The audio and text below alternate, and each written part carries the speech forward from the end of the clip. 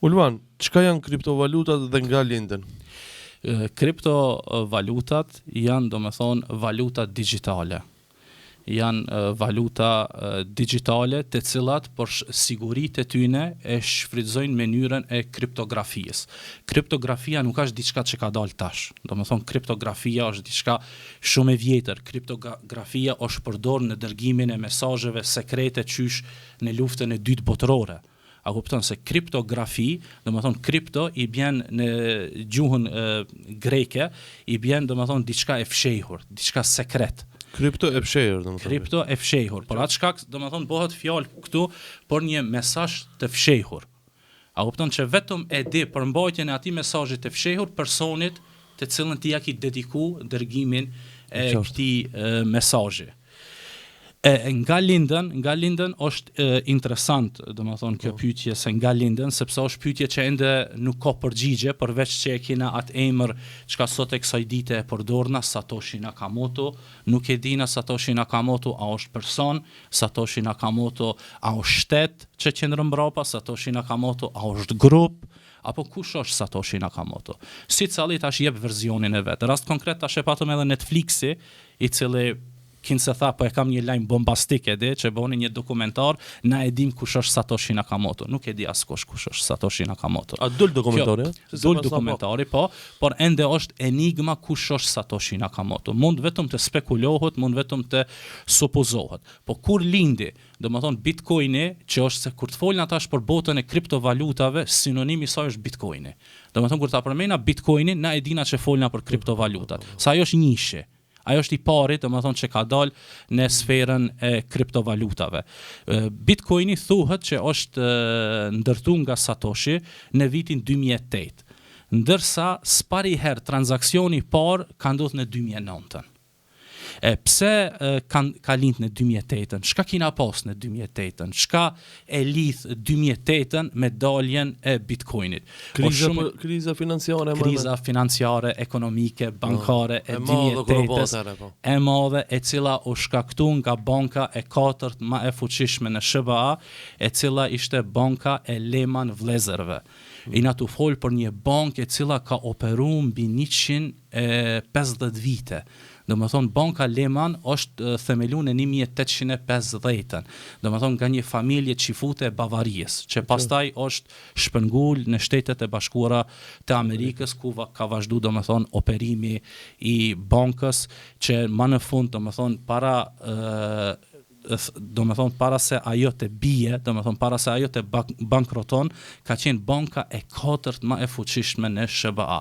Dhe për shkak gabimeve që i ka bërë në mos menaxhim të fondeve, ose gabimet që ka bërë në përzgjedhjen e investimeve, se ti asnjëherë nuk je domethënë perfekt në marrjen e vendimeve, pastaj ti nuk je etnitet i vetëm që operon në botën e financave. Ki tjetër kush i cili synon shkatrimin ton, domethënë luftojnë mes vete. Ajo për shkak këtyne gabimeve që i boni, kapituloj si bank, dhe ajo pastaj u bë domino efekt që të vijojnë edhe banka tjera, sepse ka qenë e katërta më e fuqishmja. Para më në kur binte mëdhejt, ato të voglat, domethënë si domina që rënitën pas, domino efekt, një pas një bin. E si shkak i kësajna që shumë njerëz në këtë krizë, në këtë domethënë katastrofë, humbën kursimet e tyre, humbën domethënë pasurinë e tyre. Disa bile i detyroi kjo krizë financiare që edhe të marrin në një hap tepër të keq në jetën e tyre, që të bëjnë vetvrasje. Kur mungon domethënë ajo mbështetja fetare, kur mungon domethënë ajo mbushja shpirtërore, që na elhamdulillah si musliman që e kena, se edhe kena me diskutuar edhe në vazhdim, edhe kjo sa ka ndikim që ti të mbijetojsh në këtë botë të kriptovalutave, që është stresi, domethënë shumë i madh, është ta kupton, është vetëm kjo anë që ti sado kudo të qetëson dhe ti kapish sejnet që janë caktim i Allahut, që ti në fund të qetësohesh se kjo s'ka qenë caktuar për ty, vazhdo, mos u dorëzo, vjen ndoshta shonca tjetër. E si shkak i kësaj krize lindi Bitcoini edhe linden kriptovalutat. Sepse Bitcoini 2008-ën, transaksioni i parë 2009-ën. Sepse për shkak këtyne telasheve që i pato më herët, Bitcoini ofroi një zgjidhje, çka shumë njerëzve sot ju mungon. Zgjidhja e parë ishte sasia e atyne bitcoinave që janë në qarkullim me qenë fix. Ti e di që janë 21 milion bitcoina. As ma pak, as ma shumë. A kupton, ndërsa te parët nuk e di. Ti nuk e di shemo sa dollar janë në qarkullim. Dhe nuk e di se kur i kujtohet shemo SBA-s prap me shtyp. Ajo shtyp çdo ditë. Ama ti nuk e di, ai s'ka caktu shemo na çka dollari kena në maksimum kur të arina te ki limit që këtu ndalemi. E kjo shembull gjithmonë njerëzit i vendos në atë gatishmërinë të lartë të rrezikut, po ky sa do i ka po më i ka me shtyp, kjo çfarë vlere pas ka atëherë? Kjo një ditë më i ka me kap në inflacion, sikurse e kap shpesh jo vetëm dollarin, por çdo valutë tjetër, edhe e ban të pavlefshme. Edhe ti në moment e keni sasitë të caktuara të paratëve ku humb ndoshta 50, 60, 70% vlera e tyre si shkak i inflacionit edhe. Ndërsa këtu Satoshi, se po e cekna tash si Satoshi, edhe pse se dina kush është, tha jo, bitcoinat fix kanë me qenë 21 milion.